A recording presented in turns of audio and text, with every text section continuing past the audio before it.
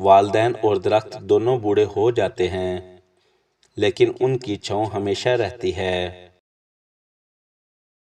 حضور اقدس صلی اللہ علیہ وآلہ وسلم نے ارشاد فرمایا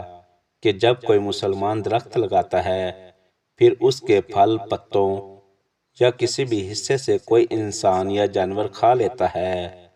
تو یہ اس کے لیے صدقہ شمار ہوتا ہے۔ حضرت محمد مصطفیٰ صلی اللہ علیہ وآلہ وسلم نے ارشاد فرمایا کہ 7 طرح کی چیزیں ایسی ہیں جن کا اجر انسان کو موت کے بعد بھی ملتا رہتا ہے حالانکہ وہ قبر میں ہوتا ہے۔ قرآن مجید وراثت میں چھوڑ جانے کا کہ لوگ اس سے تلاوت کرتے رہیں، ایسی اولاد چھوڑ جانے کا جو اس کے لیے موت کے بعد استغفار کرتی ہو، علم سکھانے کا، نہر کھدوانے کا، کنواں کھودنے کا، درخت لگانے کا، مسجد بنانے کا۔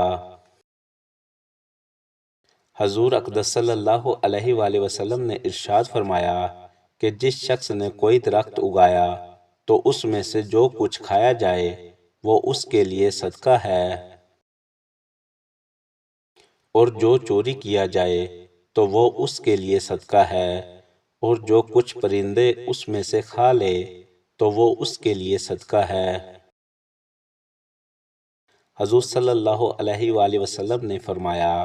کہ اگر قیامت قائم ہونے لگے اور تم میں سے کسی کے ہاتھ میں پودا ہو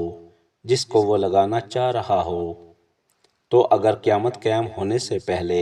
اسے لگا سکتا ہے تو لگا لے۔ فرمان مصطفیٰ صلی اللہ علیہ وآلہ وسلم ہے، درخت لگانا ایسی نیکی ہے جو بندے کی موت کے بعد بھی جاری رہتی ہے جبکہ وہ اپنی قبر میں ہوتا ہے۔ نبی اکرم صلی اللہ علیہ وآلہ وسلم نے فرمایا جس نے کوئی درخت لگایا اور اس کی حفاظت اور دیکھ بھال پر صبر کیا